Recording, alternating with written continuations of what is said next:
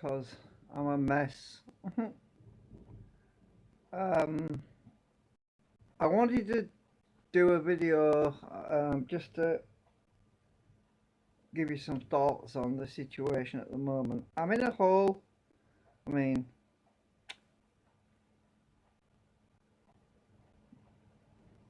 I'm trying to.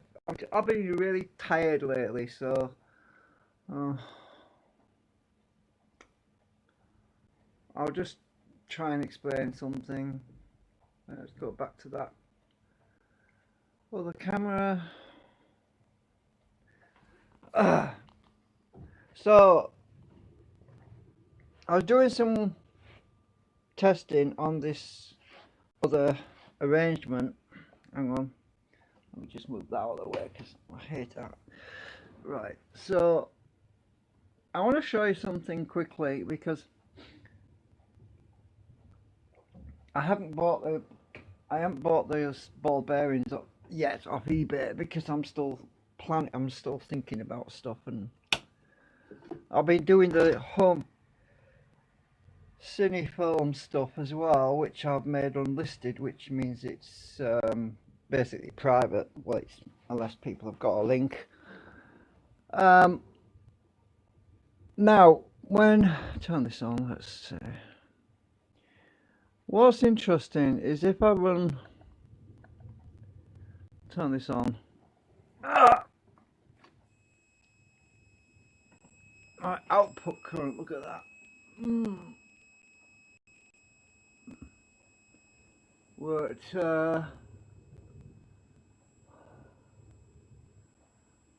what's that, 280 million, or is it 260 milliamps? So I'm not sure.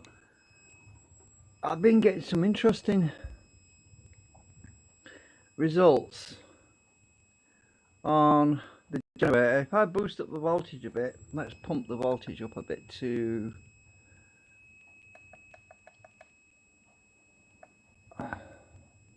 let's go up to 30 volts.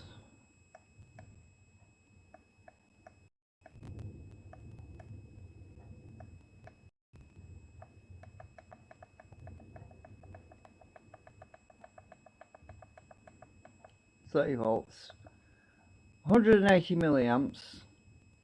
So that's at 30 volts, 180 milliamps. And our output is at nearly 300 milliamps going into, well, the supercapacitors are dead flat right now.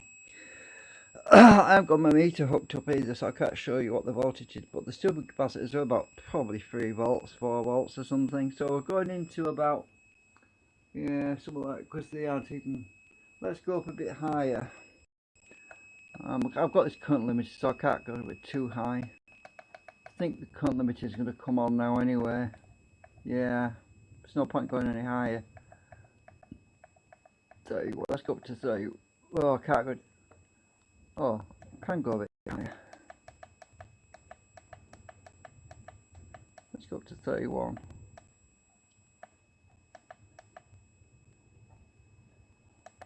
See, as I'm going up, the current is dropping slowly. I can't go much higher than that. I've got it set to current limit is about 200 milliamps, you see. So we're at 190 milliamps, 30.55 volts. Output is about 300 milliamps. We're on the 500 milliamp scale. Yeah, I've been twiddling about with this, tuning it and everything, but ultimately the problem is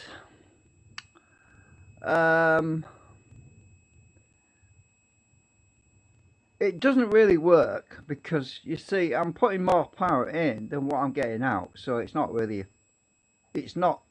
doing what I'm trying to do, which is over unity, obviously, because on the low side, bear in mind this is the low side, before it's boosted and stepped up, we are consuming half an amp right now.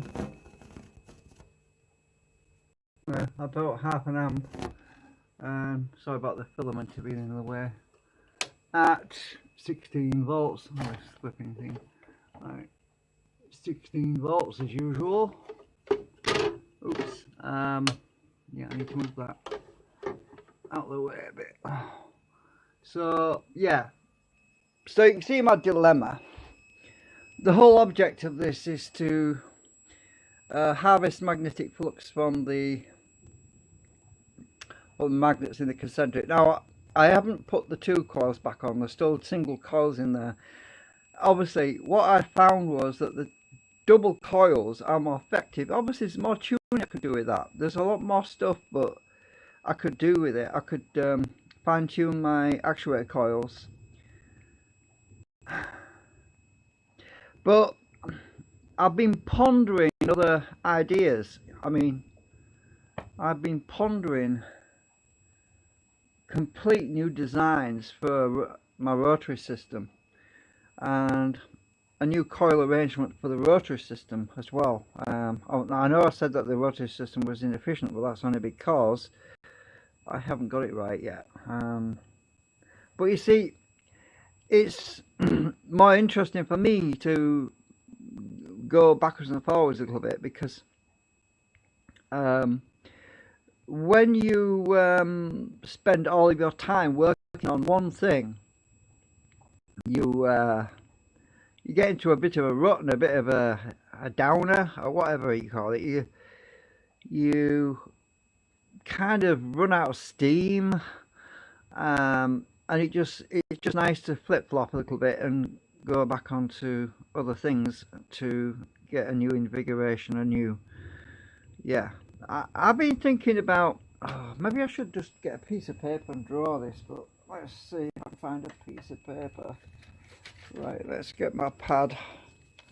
I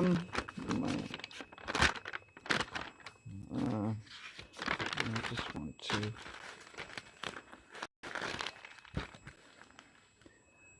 where's my pen?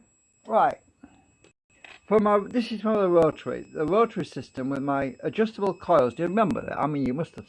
Get my coil out of the way, my sandpaper out of the way a minute. I'll stick that down there.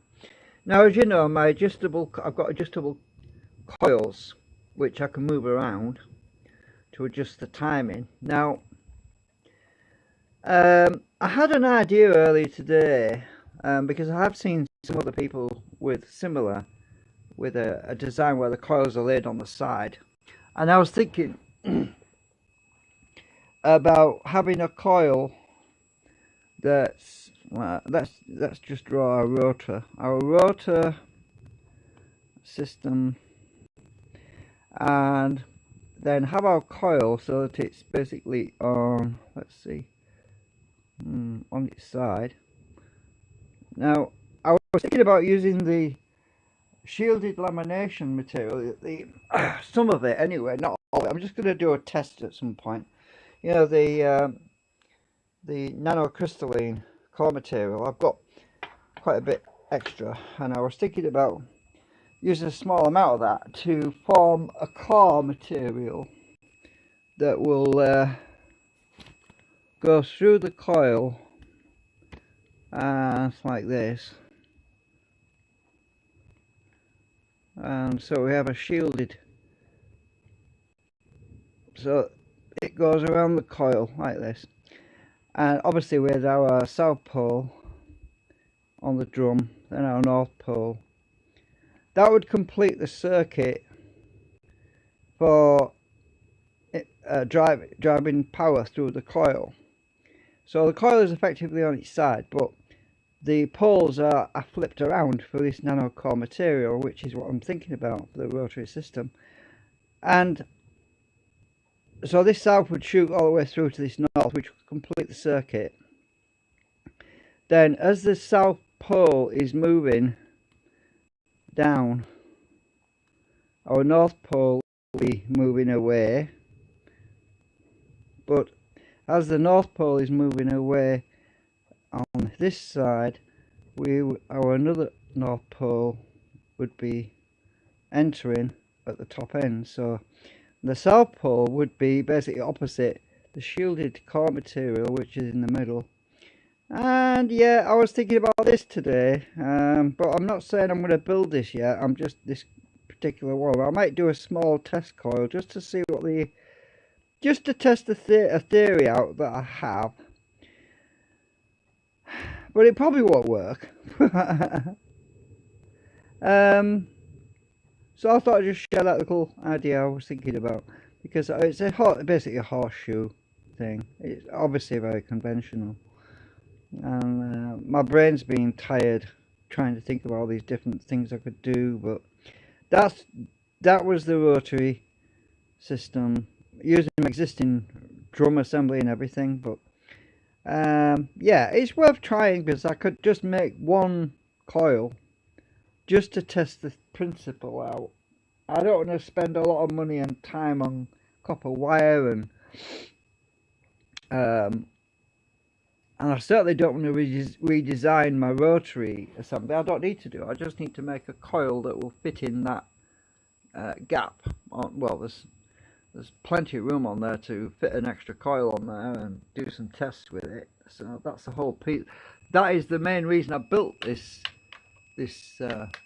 thing here, is to test out ideas with different types of coils. But I kind of got tired of it, and that's why I went on to the solid state system. But the solid state system is still in the pipe, because, as I say, I've got some ideas about that as well. I'm going to put the two coils back on each side, and I'm going to adjust the gap in the middle, and I'll put some ball bearings. Now, the other thing I was thinking about, I'll just show you what I found on eBay. If I can pull them up. I found these interesting. Let me just go and get eBay open up.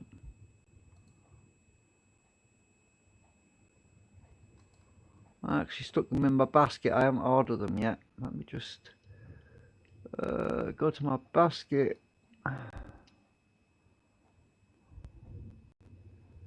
And they're quite cheap as well. They're not expensive. I'm interested in. Oh shit! It says item not available. You buggers! Ah! Hang on a minute. Now I added it to my basket and now it's gone. Alright, let me just find similar items. Just a minute. What the hell? This page doesn't exist. What the hell? Go back again. I'm just going to show you the preview. I'll have to go close. I'm going to have to find them again. But I was looking at these.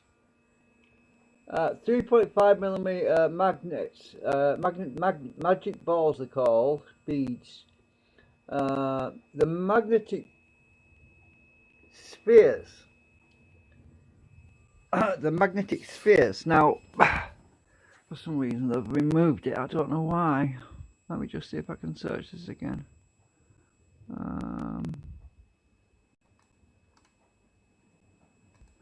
What the hell did they delete that for?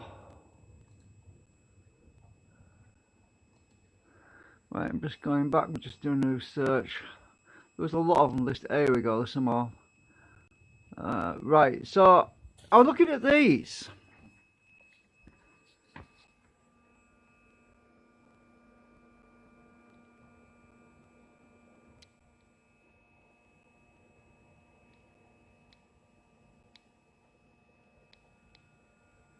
It's actually a toy. It's a toy, but the magnetic and the round. And I was thinking about populating the middle of my core material with these magnetic spheres, and having them in the center of where my core material goes, where the two coils come together in the middle, where they meet up. So that instead of the actuation being pulled from the outside, it would be much closely coupled to the coils in the middle, and then I could adjust the spacing between the beads and the coil and everything, and tune it a little bit that way. So anyways, that's another thing I was been thinking about. So all this time, it's over a week since I made this last video about the generator. All this time has not been spent idly. I mean, I've been watching videos and things, but I have been thinking about things as well. And I also thought about some other ideas, which is to have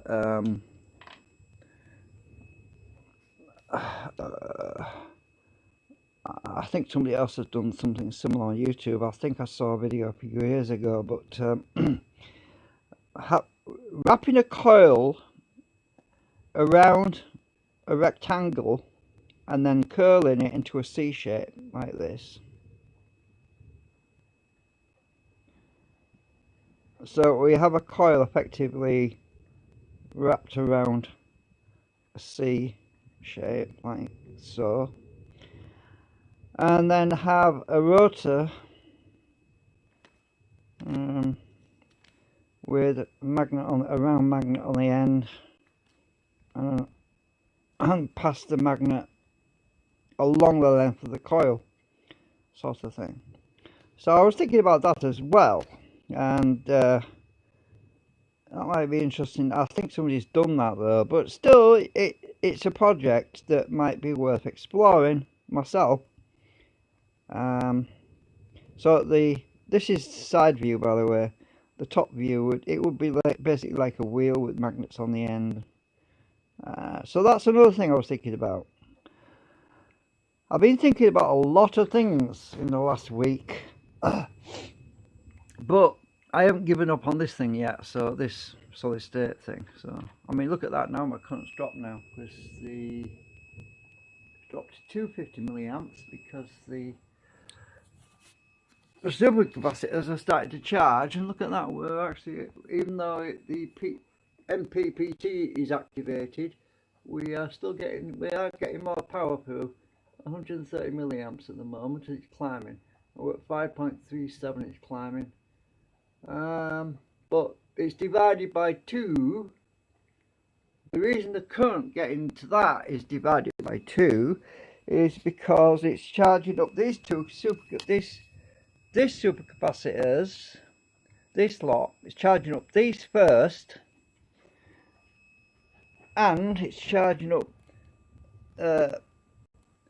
oops, well, the camera's flipped around, stupid camera. It's charging up these supercapacitors in parallel with the ones down there. So obviously the current's going to be divided by 2 because, or divided by 3 actually.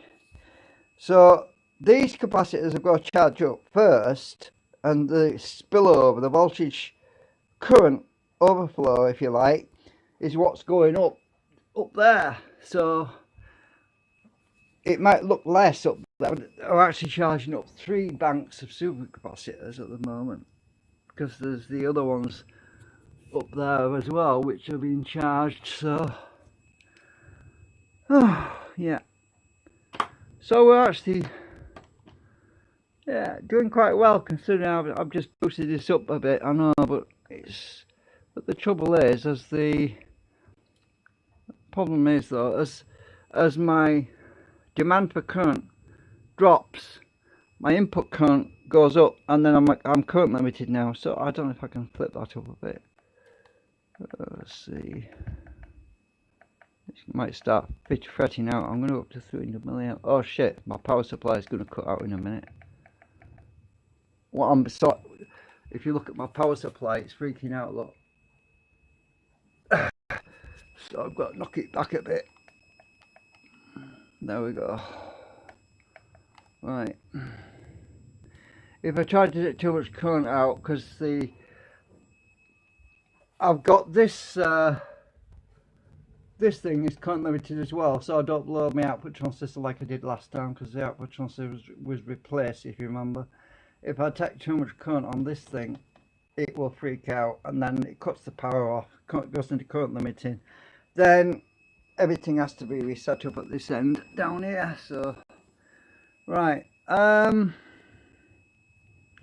alright, so I think that's it. A bit of an update. I've been waffling for 20 minutes now, so I just wanted to let you know I haven't abandoned anything. I'm still thinking about things, and I was archiving a bit of family stuff on the YouTube, but it's not available to public right now because I made it unlisted.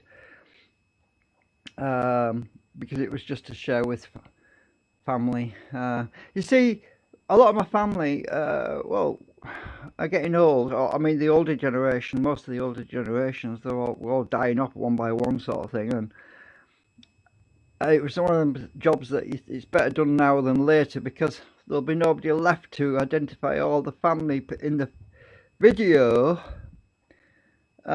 if we're all dead. So I thought it might be a good idea to upload it and share it with some family members while a few of us still around to put some names to faces, so to speak, because it's all about family trees and history and all that. So yeah. Anyway, yeah. So I've been having a little bit of sidetrack because I've been, yeah. You need to take it easy sometimes, and you can get too a little bit too what's the word, overrun with projects and things, and you forget to live your life sometimes, if you know what I mean. Anyway, I'll see you later. Hope everyone's well and you're. Oh shit! I just remembered. I don't know if this is public. Probably isn't even set to public. No, stupid thing. I know I've done it now. It's public.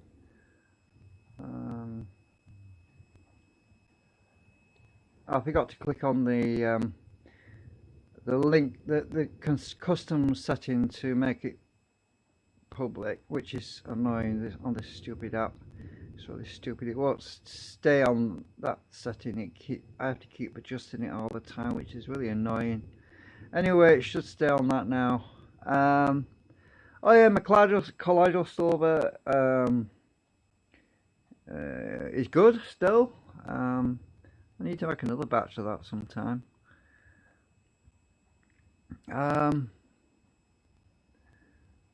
What else is there? I just want to make sure that this is going to send out email notifications to everybody, because I should get an email notification on my computer to say that I'm live, because it doesn't do that when it says it's unlisted. Looks like it has, so people will be able to see it now. If I'd forgotten to, you see, if I'd forgotten to change the settings, oh, stupid. What's it got? No, it hasn't done it yet. Why not? Oops, I dropped my phone.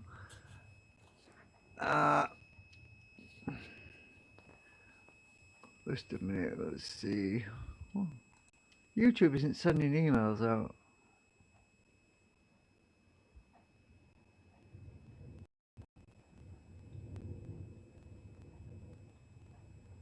Well, that's dated 24th of January.